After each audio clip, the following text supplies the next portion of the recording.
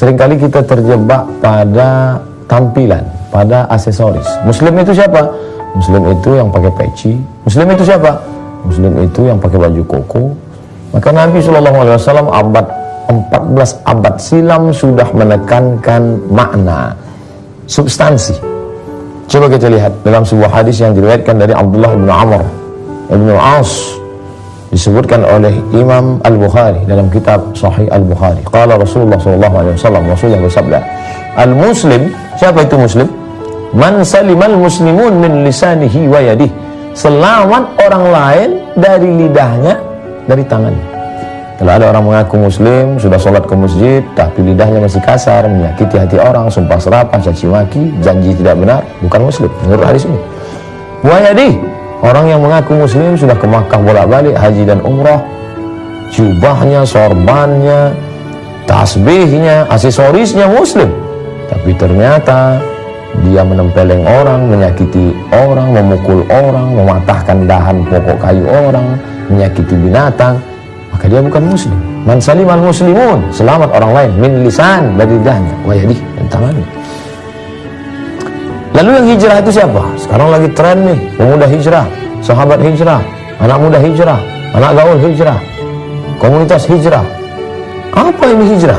Apakah setelah hijrah lalu kemudian merubah baju? Setelah hijrah merubah mode? Setelah hijrah lalu kemudian menempel stiker hijrah di mana-mana? Apakah itu salah?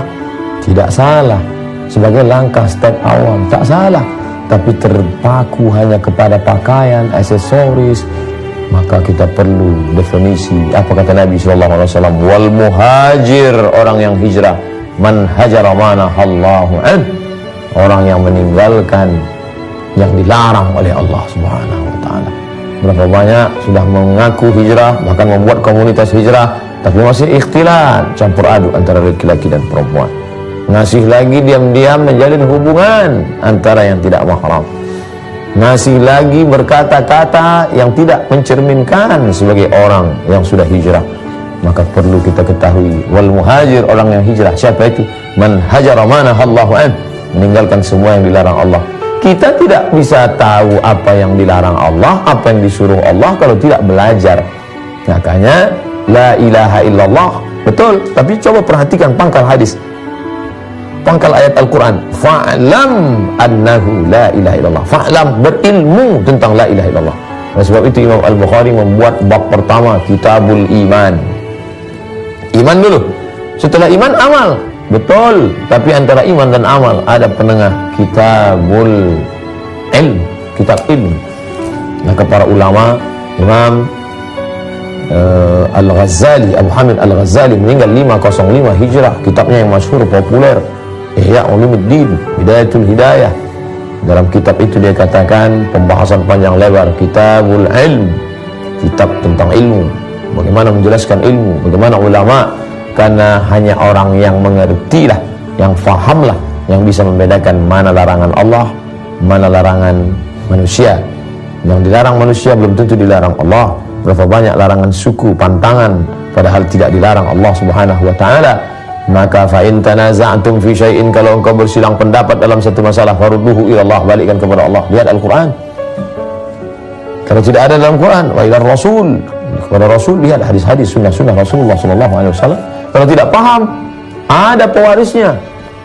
Fas'alu ahla dzikri, tanya orang yang tahu, orang yang mengerti, in kuntum la ta'lamun, kalau kamu tidak tahu. Ketika perangkat ini sudah dilaksanakan, al-ulama, para ulama, warathatul anbiya, pewaris para nabi. Nabi tidak mewariskan kursi emas, Nabi tidak mewariskan istana megah mewah, Nabi mewariskan ilmu. Oleh sebab itu Nabi bersabda, taraktu fikum amrayni, aku tinggalkan pada kamu dua perkara, in tamassaktum bihima, kalau kamu pegang yang dua ini, lam tadillu abadan, kamu tidak akan sesat untuk selamanya. Kitab Allah, Al-Quran, wa sunnati, sunnah Rasulullah SAW. Itu disebutkan dalam kitab Muwatta Malik dan Mustadrak Al-Hakim. Lalu kemudian sampailah masanya kita akan hijrah, karena terlalu banyak berputar di titik yang sama, berputar, kerja, pulang, gajian, buat maksiat, dosa zina, dosa khamar, dosa narkoba, dosa,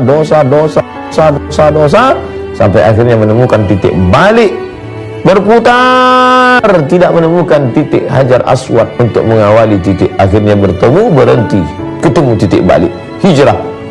Jangan merasa diri sudah hijrah padahal belum, merasa sudah berbuat padahal belum berbuat, kerja syaitan. Merasa belum berbuat padahal sudah berbuat, juga kerja syaitan.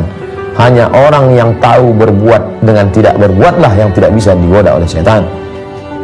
La yadurrukum man dhalla idza tadaitum. Kalau kamu tahu jalan, maka tidak ada yang bisa menyesatkan kamu dari jalan itu. Dari airport menuju ke tempat acara, bila kita mengerti jalan, tidak ada satupun orang yang bisa membuat kita tersesat. Karena ketika dia bawa kita, dia ingin putar kita ke tempat yang lain, kita akan berkata, ini bukan jalan yang asli. Mana jalan yang benar? Kenapa kamu bawa saya ke bukan jalan yang tepat? Tapi bagi orang yang tidak mengerti jalan, dia akan dibelokkan, dia akan dipesongkan, dia akan dibawa ke tempat yang tidak semestinya menjadi tujuan. Oleh sebab itu, perlu semangat hijrah. Bahwa semangat berhijrah dengan membuat jaket baru, semangat berhijrah dengan membuat rompi baru, semangat berhijrah dengan aksesoris hijrah biasa, anak muda, show, action, memperlihatkan, tidak salah. Tapi ini baru anak tangga pertama. Jangan berhenti pada anak tangga pertama, naik ke anak tangga kedua. Apa? Belajar. Buatlah komunitas, kemudian hadirkan guru, tas'alu, bertanya kalau tidak mengerti. Jangan belajar sendiri, baca sendiri, pahami sendiri, sesat sendiri, tak tahu jalan kembali. Maka man la syaikha lahu, siapa yang tidak berguru, fasyaitanu syaikhuhu, syaitanlah gurunya. Membaca informasi yang umum tidak apa-apa. Mendengar video YouTube MP3 yang biasa-biasa saja tidak apa-apa. Tapi mesti ada bimbingan pada kasus-kasus khusus dan tertentu. Ketika kita sudah menyadari bahwa hijrah dengan baju baru, dengan gaya baru, dengan style baru, ini baru anak tangga pertama, jangan menyangka sudah sampai ke stasiun kalau hanya baru melewati satu belokan. What's next? Apa selanjutnya? Ternyata kita belum sampai di tujuan. Perlu membuat sebuah komunitas. Ini yang dikatakan oleh Nabi SAW dalam sebuah hadis yang diriwayatkan dari Abu Hurairah radhiyallahu an, disebutkan dalam kitab Sunan At-Tirmidzi yang ditulis oleh Imam Abu Isa Ibnu Sawrah At-Tirmidzi. Qala Rasulullah SAW, Rasulullah bersabda, ar-rajulu ala dini khalilihi, seseorang akan berada dalam keyakinan sahabatnya, teman-teman yang ada di sekitarnya. Falyanzur ahadukum man yukhalil. Kalau kamu ingin mengetahui bagaimana keyakinan seseorang, maka lihatlah temannya siapa. Setelah hijrah, buatlah sebuah komunitas. Komunitas pemuda hijrah, komunitas hijabers, komunitas petatu hijrah, komunitas jombloan hijrah, komunitas berbagai macam. Karena biasanya orang akan bersama dengan titik kesamaan yang ada pada dirinya. Setelah merasa sama-sama dulu punya masa lalu yang kelam, yang gelap, yang jauh dari Allah, sekarang ada persamaan. Bahkan dalam persamaan sama-sama buat dosa itu pun ada macam-macam dosanya. Ini sama-sama nyabu, ini sama-sama narkoba, ini sama-sama zina, ini sama-sama tato, ini sama-sama macam-macam. Akhirnya ada persamaan, mereka bisa duduk bersama. Dan jangan lupa, semangat yang berapi-api tiba-tiba padam, futur dalam istilah dakwah, ini harus tetap disemangati. Aduwamuha wa in qalla. Tahajud satu malam dari setelah isya sampai subuh, tapi setelah itu tidak bangun malam sama sekali. Lebih baik 8 rakaat, ayatnya pendek, kuliah, kulhu, wal falaq, wal nas, tapi tetap istiqomah, tetap berkelanjutan, berkesinambungan, kontinuitas. Hari Senin malam Selasa hanya 45 menit dari maghrib ke isya membaca tafsir surat-surat pendek, agar supaya ayat yang kita baca selama ini ternyata kita mengerti. Ghairil maghdubi alaihim waladdallin. Amin. Liilafi Quraisy ilafihim rihlata syita'i was-shayf falyabudu rabb hadzal bait alladzi at'amahum min ju'in wa amanahum min khauf. Apa sih arti ayat ini? Apa sih yang dapat kita ambil pelajaran dalam kehidupan kita? Hari Senin malam Selasa kajian tafsir, Selasa malam Rabu kajian hadis-hadis pendek, hadis-hadis singkat.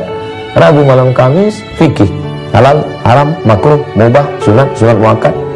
Hari Kamis malam Jumat akidah, Jumat malam Sabtu akhlak, singkat, padat, bermakna memberikan pencerahan, penyegaran.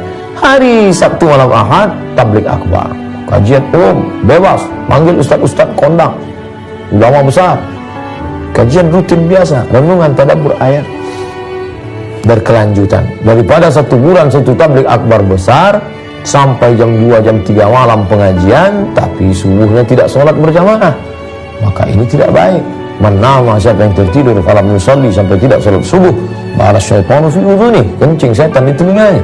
Euforia sesaat, kebahagiaan. La talbisul haqqa bil batil, jangan campur adukkan yang hak dengan yang batil. Ingat, ketika sudah membuat sebuah komunitas, ada ketua, ada sekretaris, ada bendahara, ada anggota, serigala hanya akan menerkam kambing-kambing yang memisahkan diri dari jamaah. Ketika komunitas ini solid, kokoh, kuat, innallaha yuhibbul ladzina yuqatiluna fi sabilihi saffa. Allah suka melihat pasukan yang satu saf.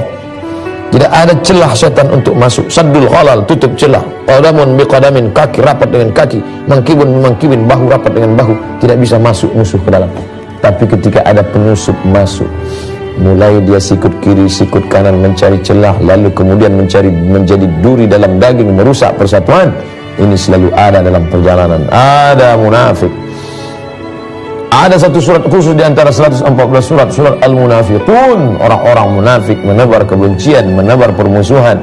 Maka kita harus waspada terhadap kelompok ini. Dan ketika sudah solid, akan tereliminasi dengan sendirinya. Orang-orang yang ingin merusak persatuan ini akan tereliminasi.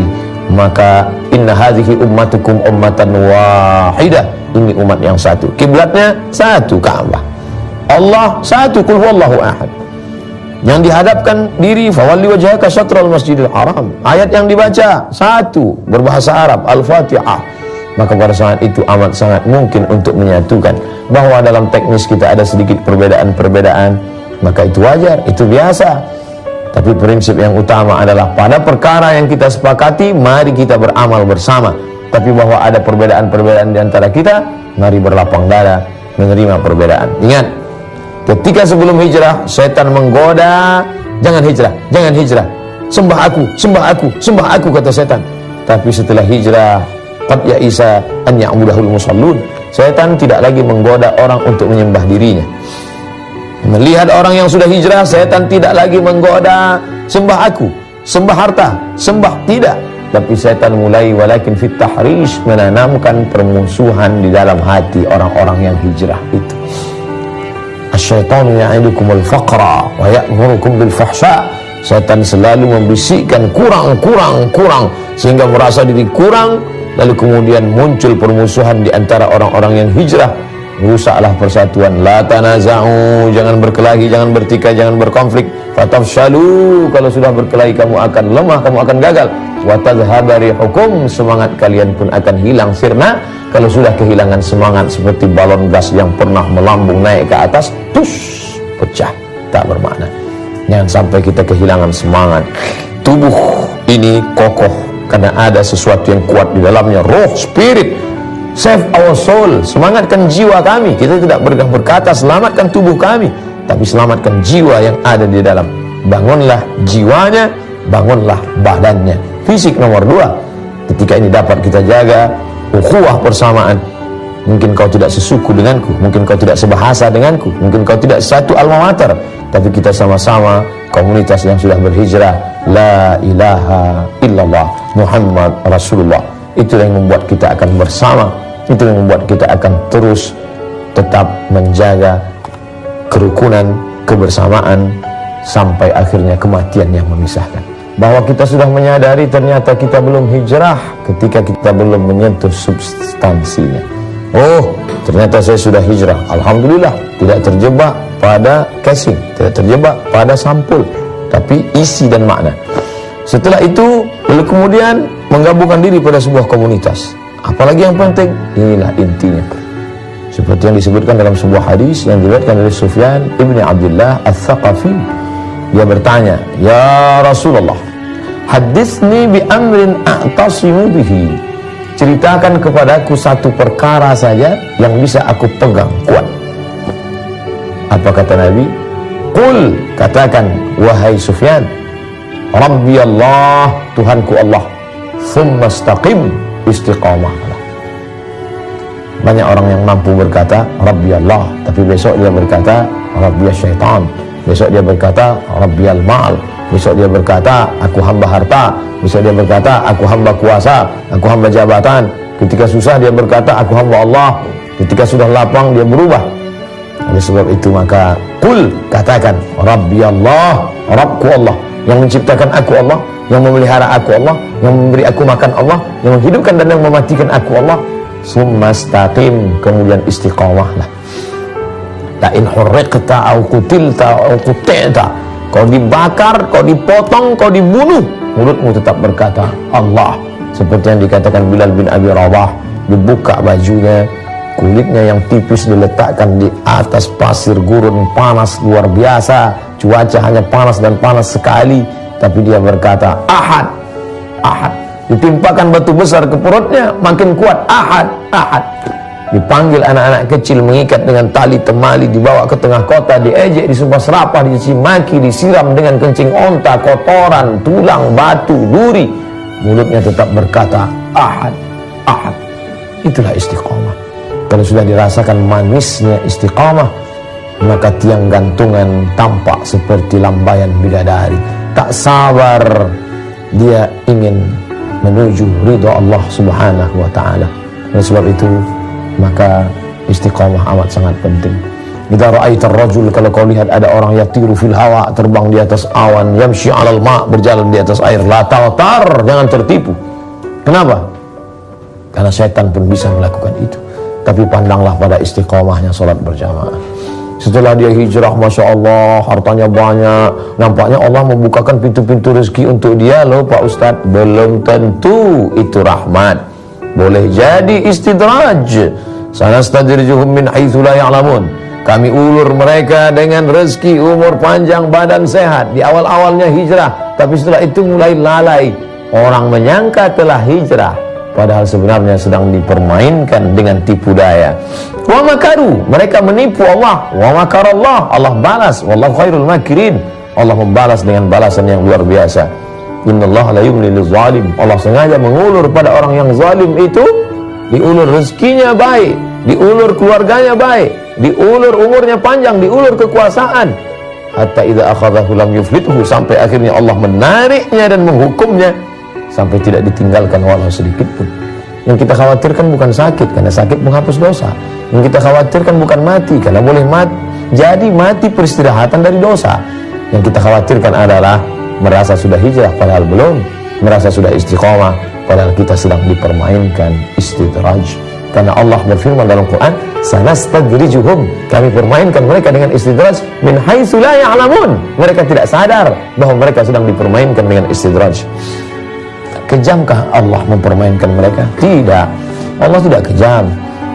Yudhillu bihi katsira, banyak yang disesatkan Allah. Wa yahdi bihi katsira, banyak yang diberi hidayah oleh Allah. Banyak yang diberi hidayah oleh Allah, tapi banyak juga yang disesatkan Allah. Apakah Allah menyesatkan orang yang baik? Apakah Allah menyesatkan orang yang istiqamah? Wa ma yudhillu bihi illal fasiqin, Allah hanya menyesatkan orang-orang yang fasik. Siapa itu orang fasik? Berbuat sesuka hatinya, memperlihatkan kebaikan padahal dalamnya keburukan, dengan penuh kesadaran berbuat dosa, menipu Allah, menipu umat, maka kemudian Allah sesatkan dia sebagai hukuman di dunia atas perbuatannya, sehingga di akhirat dia tidak mendapatkan apa-apa melainkan hanya azab belaka. Merenung sejenak, sudahkah aku hijrah? Sudah, tapi ternyata baru sampulnya saja, isinya harus hijrah. Sudahkah aku berbuat komunitas? Sudahkah aku menggabungkan diri dengan sahabat-sahabatku yang hijrah? Sudah, alhamdulillah. Pertanyaan terpenting, sudahkah aku istiqamah? Sesungguhnya ketika aku menjawab seruan azan, asyhadu an la ilaha illallah, asyhadu an la ilaha illallah, sesungguhnya ketika ikut salat iyyaka na'budu wa iyyaka nasta'in ihdinas shiratal mustaqim, di dalamnya ada terkandung makna istiqamah. Qultu, kata Sufyan ibnu Abdullah As-Saqafi, aku bertanya lagi kepada Rasulullah, ya Rasulullah, ma aqwafu ma akhafu, apa yang paling aku khawatirkan terhadap diriku? Ma akhwafu ma takhafu alayya, yang paling engkau khawatirkan terjadi pada diriku nanti apa ya Rasulullah? Fa akhadha bilisani nafsihi, Nabi menunjuk lidahnya dan berkata, hadza. Inilah yang paling aku khawatirkan nanti. Mungkin kau merasa sudah hijrah, tapi lidahmu belum. Lidah adalah pancaran dari hati. Apa yang dikatakan hati, itu yang diucapkan lidah. Siapa yang berbeda hati dan mulutnya, maka munafik. Letaknya fid darkil asfali minan nar. Allahumma ja'alna minal mustaqimina fi sabilik. Jadikan kami orang-orang yang istiqamah di jalanmu ya Allah. Allahumma ya muqallibal qulub, engkau yang membolak-balikkan hati, sabbit qulubana, kokohkan hati kami ala dinik, dalam agamamu, wa ala ta'atik, dalam ketaatan kepadamu. Ya musarrifal qulub, wahai engkau yang mengarahkan hati, sarrif qulubana, arahkan hati kami ala dinik, dalam agamamu, wa ala ta'atik, dalam ketaatan kepadamu. Kami sadar diri kami ini lemah, maka tolong kami, Allahumma a'inna, tolong kami ala zikrika, supaya selalu mengingatmu, wa syukrika, selalu bersyukur kepadamu, wa husna ibadatik, selalu beribadah dengan ibadah yang terbaik padamu ya Allah. Allahumma ja'alil hayata ziyadatan lana fi kulli khair. Kalau kau takdirkan kami hidup besok pagi, jadikanlah kehidupan esok sebagai tambahan amal soleh. Waj'alil mauta rahatan lana min kulli syarr. Kalau kau takdirkan kami harus mati malam ini, biarlah kematian ini menjadi peristirahatan dari segala perbuatan dosa. Jaga kami orang-orang yang hijrah ini ya Allah, supaya tetap berada di jalan-Mu. Wassallallahu ala sayyidina wa maulana